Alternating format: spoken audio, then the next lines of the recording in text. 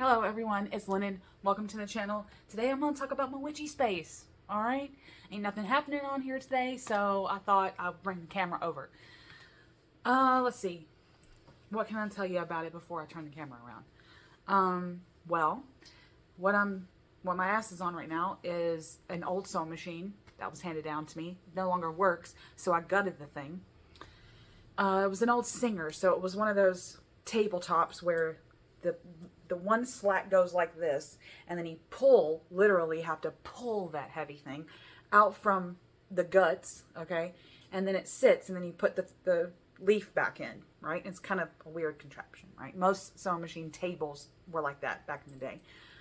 So anyway, I got that, and then the stool that comes with it. With the stool used to house thread, so the top of the stool itself comes off, and it has like a secret compartment, which is so witchy, and I love it. So I've got that. I'll show you that. And then because the table is like a regular table, it's kind of low, not low, but it's like a normal table height.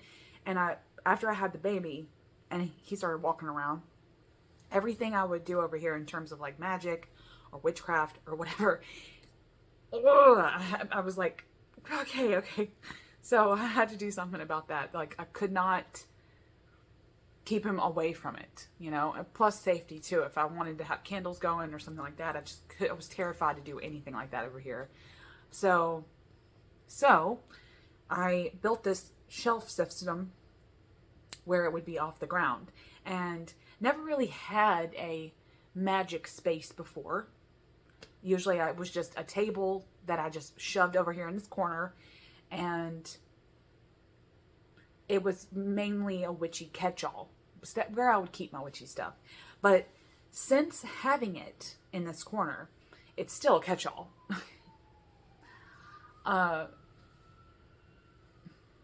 Sorry, sirens.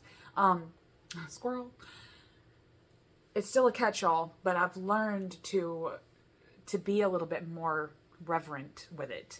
And it's more and more a sacred space for me, and so it's officially a witchy space now. Now I still do my witchcraft wherever the hell I want. I can be in the bed, I can do it on my nightstand, I can be on the couch. Usually it's just like, I'm more spontaneous with my magic than most people. Like, I don't just like, oh my gosh, okay, I need to do this, and then I like physically go to my witchy space, and then it's like this elaborate thing, which I love. Okay, I would love to have that kind of a space, but with the baby running around and this still being a high traffic area, because this door is my laundry room, I don't do all my workings here. So it's still just a witchy space, not necessarily an altar. But I do like to come over here and putter around, and keep things fresh, so to speak. So anyway, I'll show you around. That was a long intro, but I'll show you around. And let's see what we got going on, all right? All right, so I'll turn the camera around. Don't know how shaky. I'll try to be unshaky as possible. Okay, so this is the old sewing machine. As you can tell, these don't come open because it's just secrets. Okay, this compartment was that would house the sewing machine. So this flap came up, this flap came back. The sewing machine gets pulled up, and anyway, there's no sewing machine anymore, so it's just a table. This is my marble slab. I tend to do candle, cauldron, most spell work sits on this marble slab that I had consecrated. This is an organza bag that I've received something in recently that, of course, as witches, we just keep this kind of stuff. Random rubber band. These are my magic books. These are my gel pens, because this is my, let me see, I'll do one of the back pages. This is that black paper notebook that I recently received that is dedicated to Hecate. This is my normal magic book, and this is my goddess book. So this is like the book that, kind of like a book of shadows for the goddesses that I work with. And then in here are all the tarot decks that I don't know, this is like the current tarot and oracle decks that I use on it all the time. These are like my favorite ones. So I got a whole bunch in here.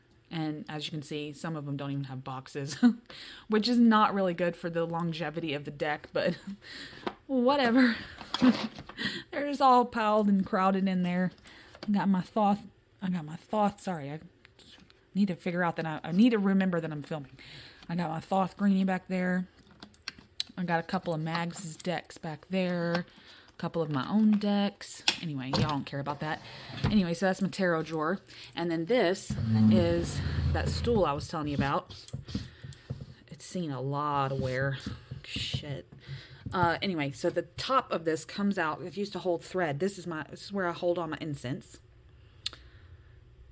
Cool, huh? Locked away. All right, so that's that. All right, now pan out. Here's the top of this. Then I put this shelf here for more spell work that I don't want to fall into anyone's hands, right? So if I'm doing candle magic that needs to sit, like for instance, in a lot of my candle magic, I usually use tea lights. I let the candle burn out. And if I'm doing something with any kind of thing that I don't want someone else to like accidentally move or touch or knock over with laundry or something, then I'll put up there. Then these are my two shrines. This one is, I made these myself. This one is my transformation. This one's about the snake. I keep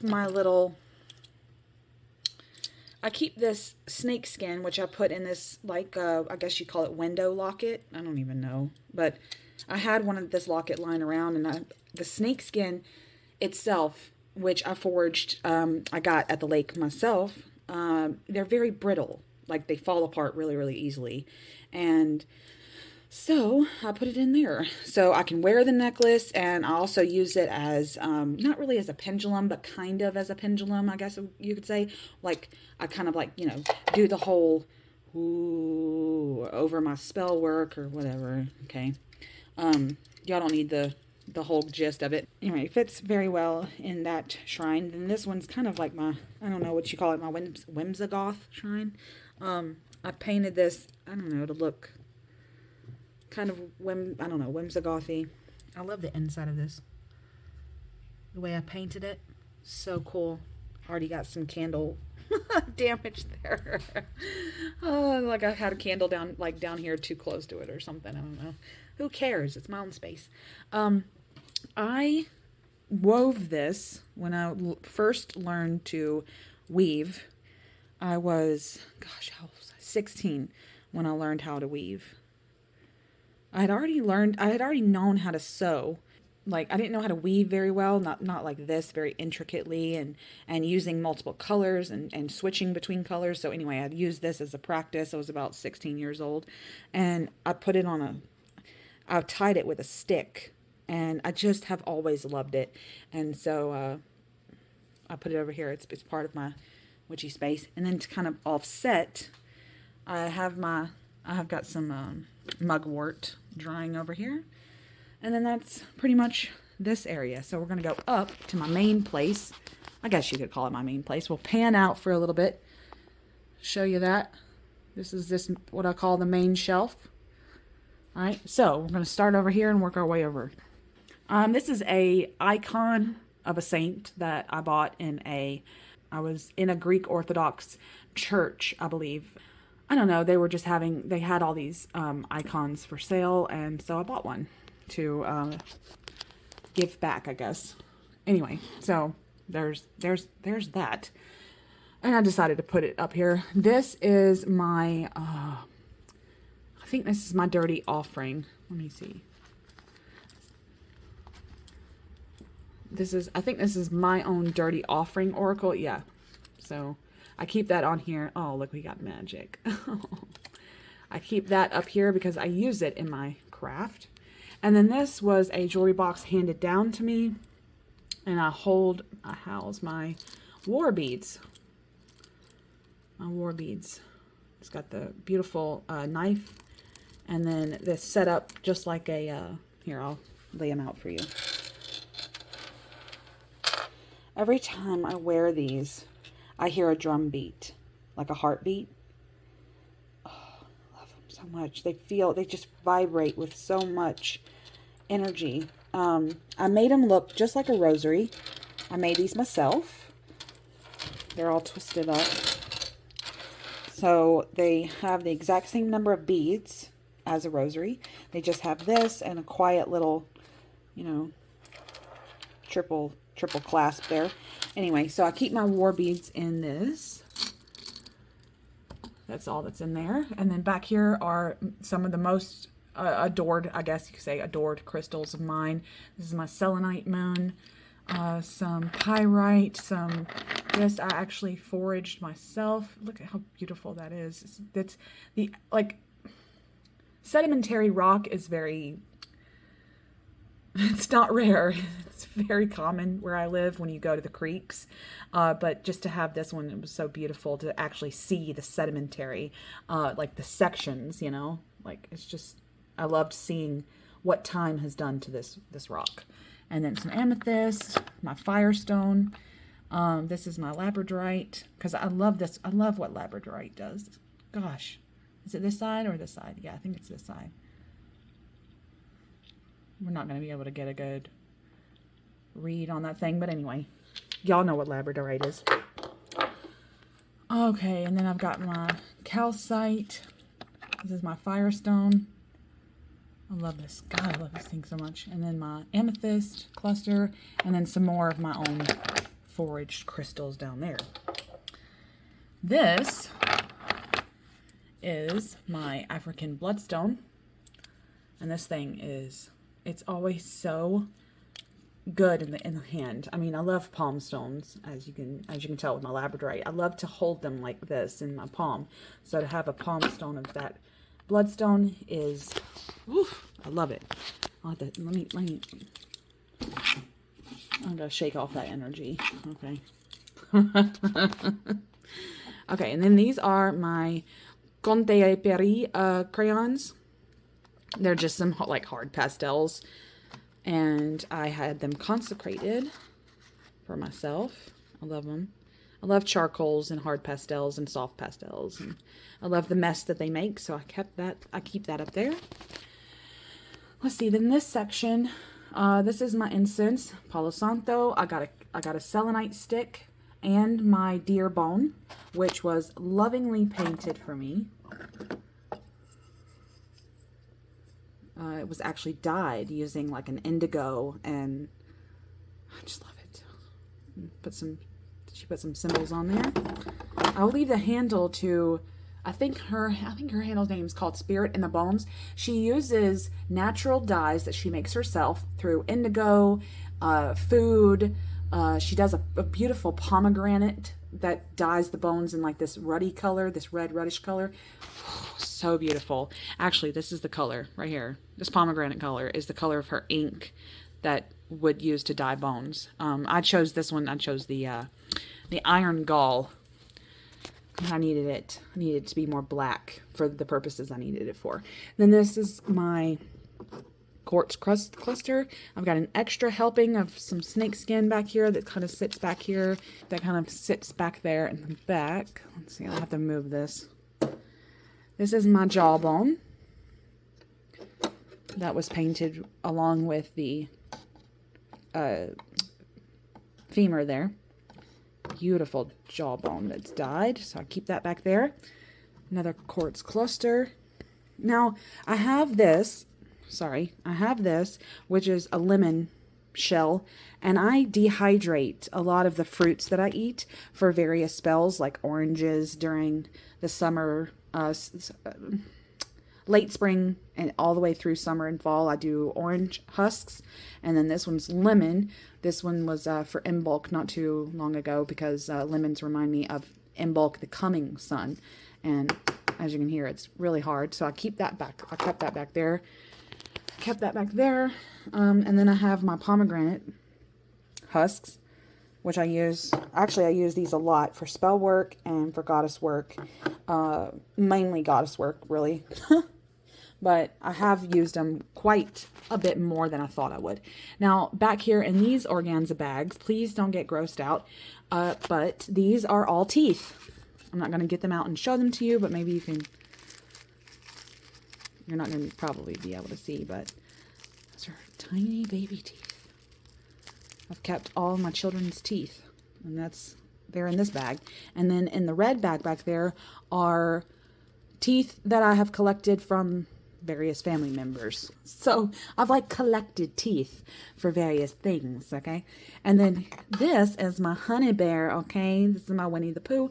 It's a little bitty kind of travel size that I need to fill him back up. But I keep him over here because I use honey a lot in my spell work. I have a place near me that does local honey, wildflower honey. And so yeah, I usually keep local honey right there in my little Winnie the Pooh.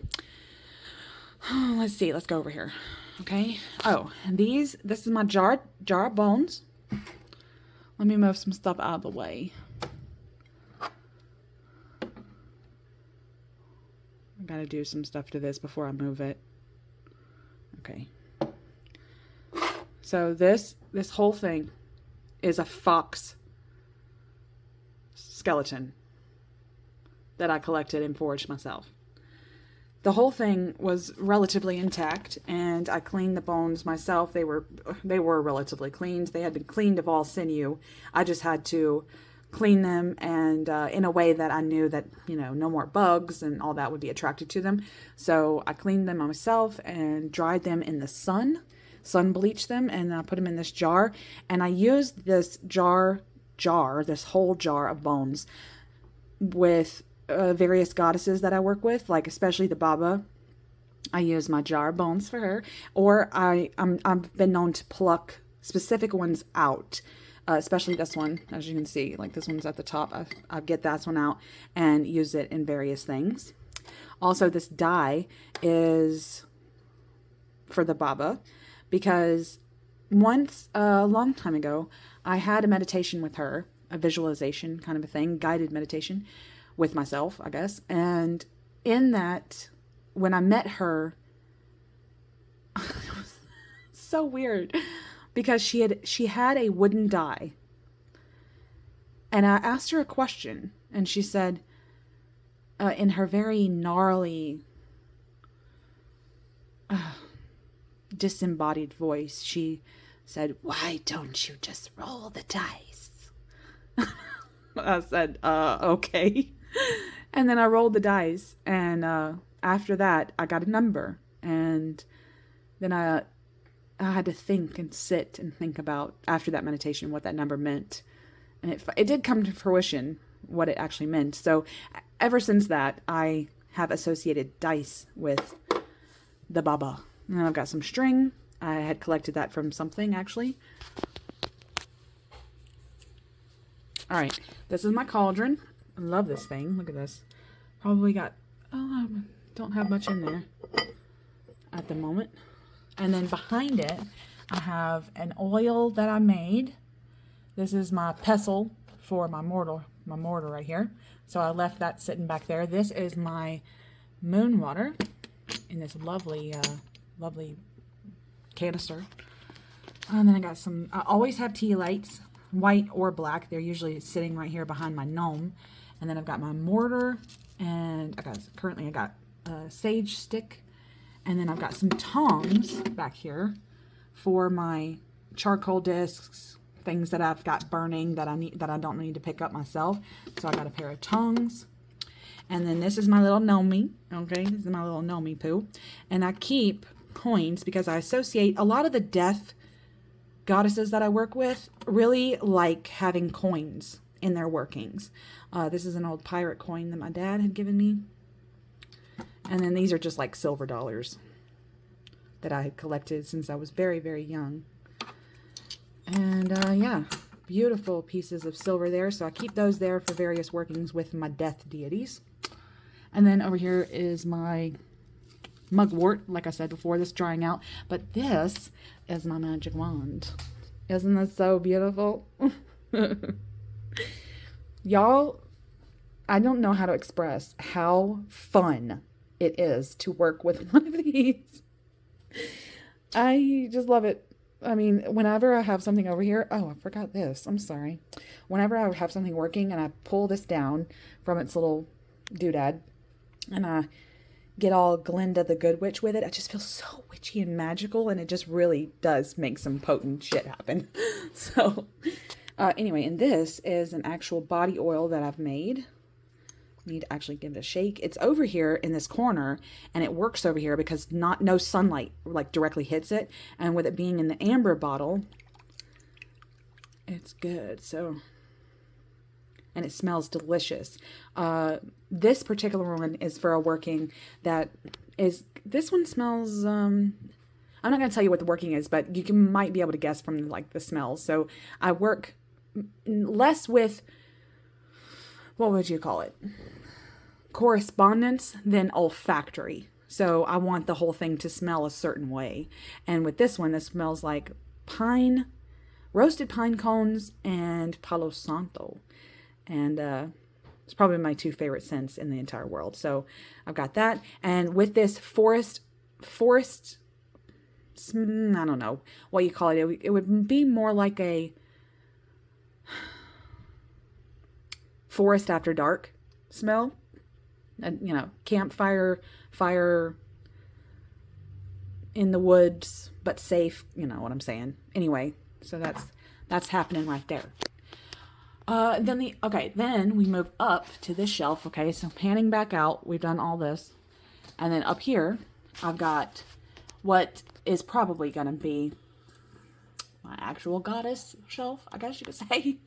This is a raven skull pendant that I sometimes wear during ritual. I've got it's on a piece of string, black string, that I use to tie around my neck, and it acts like a little choker necklace.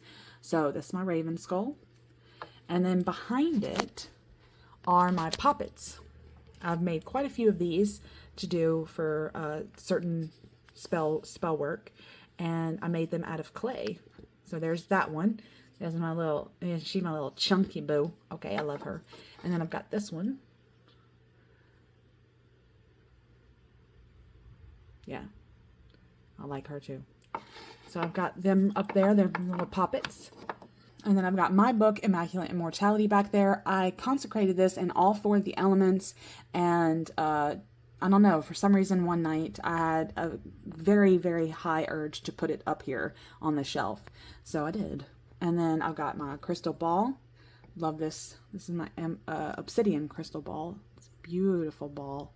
This is very nice in the hand. I can hold it. It's not too heavy. It's not too big.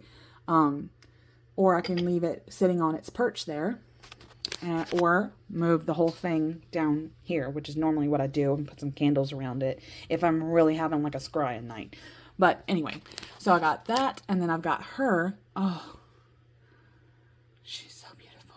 She was, you know, one of the cheapy ones on Amazon, but the pose and the open hand here and the cracks, like her heart is breaking. And she did remind me of me. A lot. She reminded me of me. So I got her. And I've been thinking about painting her like a whole matte black. Like just spray painting her a matte black. But I haven't decided yet. I kind of like her blue. But anyway, she feels more otherworldly like that. Back here, I got my dragon. That's for my goddess too. My snake. I make a lot of these like clay figurines. This one's my snake. Like snakes. And then these are all my keys. My most sacred keys. This one is one of my most sacred ones. And then these I've had almost my entire life. This one actually went to a grandparent's house. Great-grandparents' house. I've had that since I was little. And then because I have this like weird thing about dualism, I can't have keys without a lock. Now I used to have a padlock up here to go with them, but then I had come across this old diary lock of mine, and I thought, oh, what secrets this has known. So this became more sacred than that old padlock that I got at the hardware store. And then this is one of, I mean, if you're familiar with my channel, you know that I've got a big old black, Missy is my big black dog. She's a Lab and Great Dane mix, so she's a huge black dog, okay? And one of her whiskers fell out the other night, and I got it off the floor and put it up here on my goddess altar. So for the art that's back here, this was gifted to me by Anna over at Astro Lady Tarot. She did that. Isn't it beautiful? Call her Lilith for Anna. And then this is a, I don't know, some kind of space cosmic bridge. I don't know, NASA portrait. I don't know. What do you want to say? But it links me to chaos and the void as a goddess thing for me as well. And I sometimes like to scry with this picture also. And then this is a recent thing I did. I got into doing these like ink blots myself. I was doing it for a book that is coming out soon as I'm filming this. It's coming out like this week. Carpe Magica. And I loved this one so much that I put it in the book because I can see that face. Two eyes and the nose and the mouth. But then this dark figure here looms and is walking up this, what looks like a path. I don't know. I could just see so much. Like, look, even this looked like a butterfly. I mean, there's so much in this picture. And I guess that's what makes ink blots so good. It's that you can see so much stuff. But I love this one. I tacked it up here to remember it and scry with it. Now, panning back out and panning back up. Okay, but I'm going to have to get up on my stool to get you up there. Okay. Ooh, I hope this damn thing holds me.